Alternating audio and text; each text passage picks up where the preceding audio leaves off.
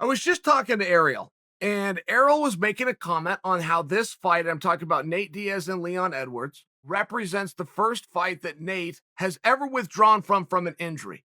And I know I'm playing a game of semantics here. I don't want to make a mountain out of a molehill, but I don't know if I see it that way. I don't know that I see it that way because this fight is still happening. It's just going to be 30 days later.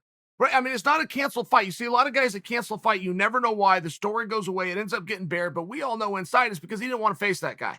And he didn't know how else to get out of it. So he pulled the fire alarm. That just isn't what happened here. But I think this is a more interesting story because nobody's had worse luck, right? Can we agree on this? Nobody has had worse luck. Happenstance. No fault of their own. The surroundings than Leon. At least not in recent memory within this space. So I don't know that this is a bad thing to happen to Leon because there was some chatter, according to Ariel, that some other guys were getting called to take Nate's place, fly in and do this fight. But Nate came out and said, there's nobody else I want to fight but Leon. And I can do it, but whatever happened, the injury was undisclosed. Let's just do it 4 weeks later. Well, imagine if you're in Leon's spot. You really dodged a bullet on that. This is a massive fight. One thing that Leon needs is shine. If Leon can go and get over on Nate Diaz, he is going to be shined up very nicely to mature and go right into a world title fighter, right? He could go that far. I believe the same thing is said for Nate. If Nate can come in, have a great showing here with Leon, get over on the number 3 guy, being the draw that he is, I think he could go right into a world title fight. But that isn't really the point I'm attempting to make right now. Not what happens to them from here. The point I'm attempting to make, I think it's best for Leon. And we don't want to see anything else bad happen to Leon, right? Leon's never done anything to us. We don't want to see anything happen to him that's adverse. And I think it would be adverse to miss out on this opportunity. I think if anybody else would have stepped in, and you can go right through the names, say Chiesa gets a call, you're going to like the fight. You're going to watch the fight. I think we can agree the victory represents something different. You guys will remember when Tony Ferguson gave a tremendous opportunity to Charlie Olives.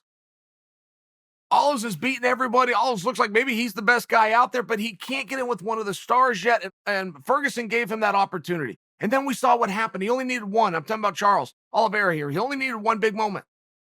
And now he's going into a main event. Oh, by the way, he's going to go into a main event for the world championship, right? It's one of these things where you just need that moment. And it's very hard to put your finger on at times. What has taken Leon so long? 5 years, 9 matches, no losses. What has taken him so long? Well, we can sit and debate it. The truth is we really don't know. We are aware that getting in there with somebody with a big name, right? Because 155 pounds has 10 really good fighters, but they got 5 stars. So how do you get the really good fighter in there with a star if the star isn't named Tony Ferguson? Which is another reason I feel that Tony Ferguson needs to have a lot of appreciation from people. It should really be respected what Tony is doing, getting up in the loft and dropping the ladder down behind him so other people can crawl up there. Same thing somebody did for Tony somewhere along the way. Tony is now doing for the next guys, taking tremendous risk. But that's what you do, and that's the way that it needs to be done. I shouldn't even have to point it out and pat Tony on the back for it. Everybody should be doing it, but they don't. They don't. Even Benny Dariush is going to get his opportunity to at least be shined up and be fighting in front of the world. It's one of those things that if it doesn't happen, the industry doesn't happen.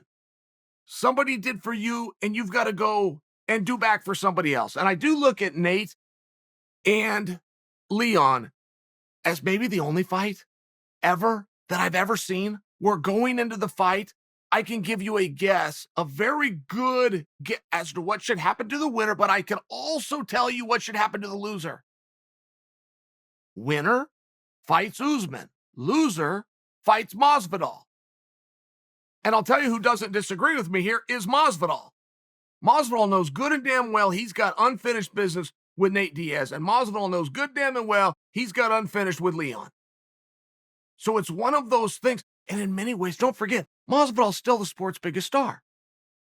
And yes, you could have your arguments about Conor, but between Masvidal and Conor, the 2 biggest stars in the sport. So in many ways, you are decentivized to win this fight. You're incentivized to fight for a world championship. you are incentivized to come in second and go and get a big fight with the sport's biggest star. I mean, not for nothing, but have you ever thought of that in that context? Be a very tough thing for Dana to come say. Now, these guys are so competitive that we're talking about nothing right now, but it's still never happened before. That's why I'm trying to bring it to your attention. It's never happened before. Imagine Dana says this at a press conference 2 days before the fight. Says the winner is going to go fight for the title.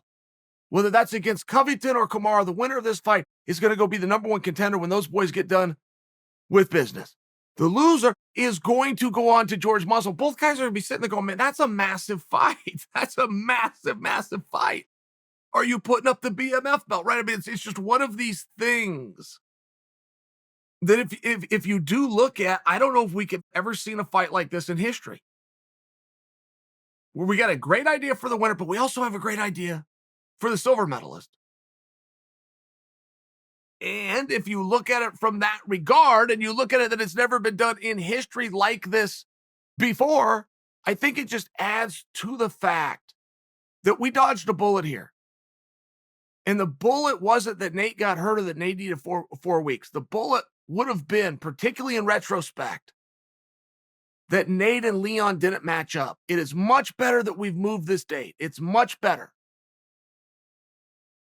Because what's good for the goose and what's going to happen to the gander isn't true if you insert a different opponent.